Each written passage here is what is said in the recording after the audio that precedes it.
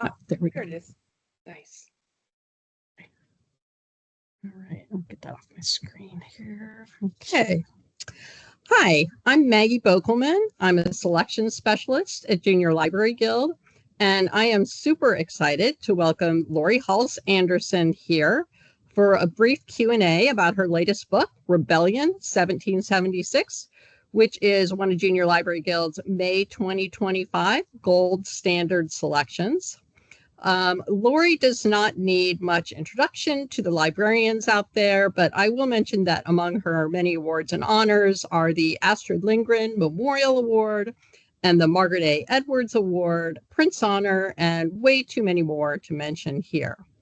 So thank you so much for joining us, Laurie, and we'll go ahead and get started.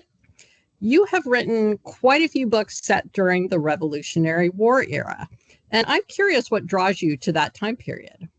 Yeah, well, from my perspective as a big nerd, it is the most fascinating time period imaginable. But I think it's because I'm always drawn to the lives of ordinary people.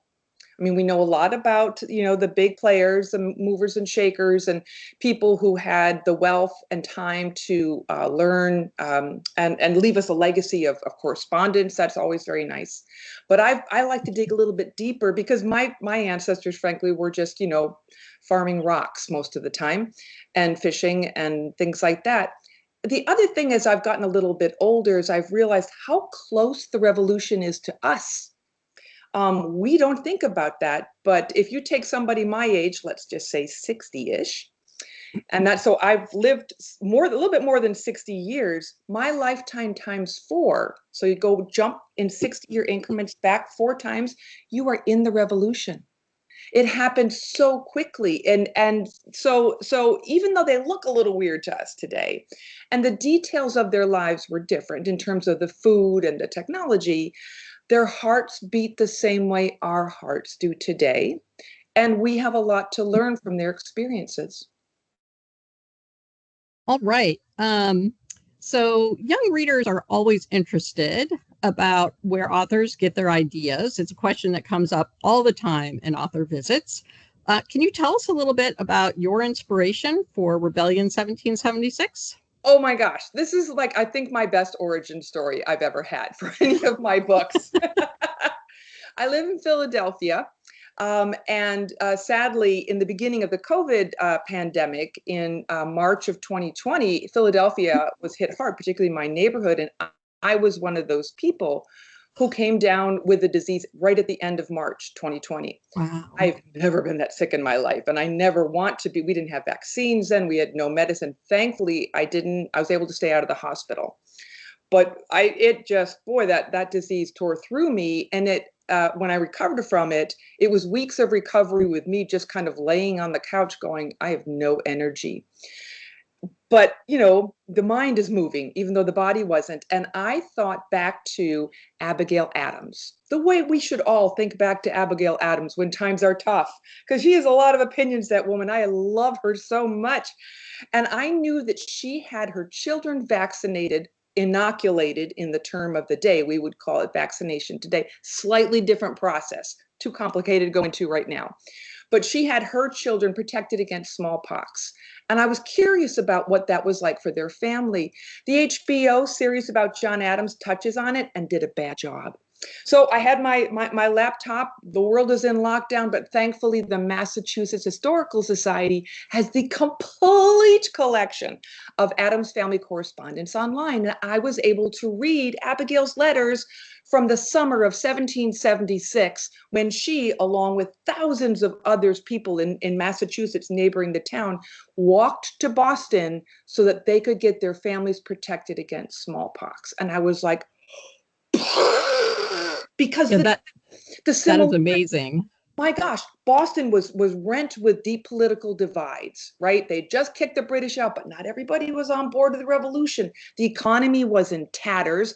Families were arguing. Families sometimes split, like Lucy Flucker Knox, who married Henry Knox. Her parents never spoke to her again because they left, and she married Patriot, a nice bookseller. And the future felt scary and uncertain. And then the smallpox epidemic hit, a disease, a terrifying, highly mortal disease, with this slightly new inoculation process, which made some people anxious. And the parallels to what I was experiencing were like, oh my gosh, Abigail's been here. How did they deal with it? What can we learn from their experience? And then, so I spent many years researching because it was so much fun. And then the characters started to pop into my head.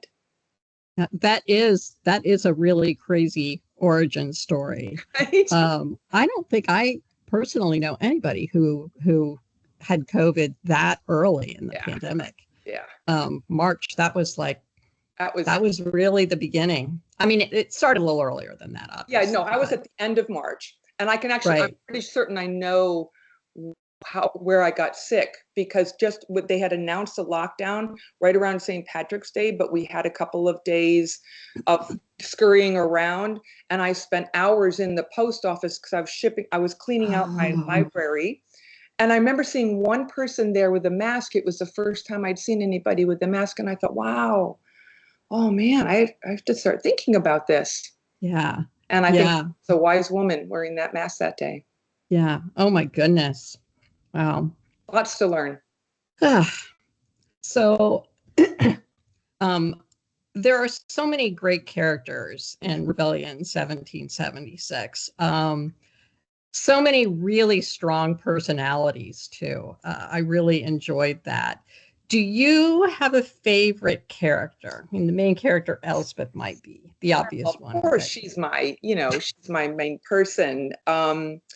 With the research for a historical novel, that writing process is very different than writing my YA. So I stay really deep into the facts on the ground, what was going on, so I understand what the town was like, all those details that I want to filter through, and then the characters begin developing. And now I have a little bit different approach sometimes to characters than some historical authors. I'm not comfortable making people who are famous, who are alive at the time, I'm not comfortable turning them into a fictional character in my books. My characters can reference Abigail Adams when she was in town because everybody knew about that, right? They can reference the other real people of the time period, but my characters, the people we are experiencing the book alongside, they're all fictional. But I find I borrow things from other people's lives. When I was researching, there was a committee that was investigating people who might be British spies, right? And I found minutes from some of the meetings of that committee. One of the people that committee interviewed was a 13-year-old kitchen maid. And they were interviewing her to see if the man that she was serving in her household was a British spy. And I was like, oh my gosh, to be that 13-year-old kid in the middle of this. And then I learned about how the British Navy was impressing, meaning kidnapping grown men off the street during the siege, and then as they were leaving. And I came across records that the Quakers had kept of monies that were given to families that were destitute because they had lost their breadwinner because their husbands had been kidnapped by the British Navy. So all these real people's lives kind of go into my imagination, and they cook on the back burner like a good stew. And then then their voices, you can start hearing their voices. So Elsbeth, Schubel, her buddy, who's just that earnest young thing, who's quick with he's just charming. I love him. He's actually kind of based on my husband. I've known him since I was 3 and he was 6. So we grew up together, and I just took all of his best attributes and put him into Schubel. But also, there's this cast of characters in this large family that Elsbeth is serving in this house. And, in the first draft, they were all kind of cardboard. That's what a first draft is for. But it was really fun to kind of play with them. And, Tabitha, the young daughter, she actually cares a lot about the revolution, kind of surprises her and everybody else around her. She has a brother, Alexander, who's a tinkerer. He would have been a computer scientist if he was alive today, but really he likes to take apart clocks and he likes to keep charts.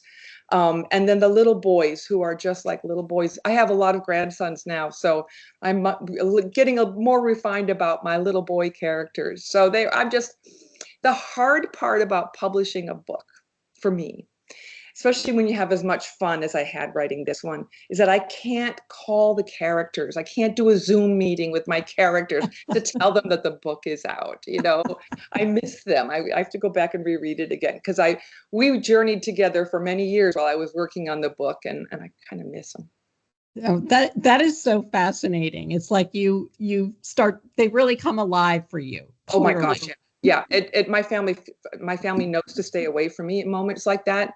I'll get kind of this look in my eye, and I'm like nodding my head and not with them at all. So I'm with the other family. I've heard a lot of authors say that they feel that their characters start directing the story. Do you feel that?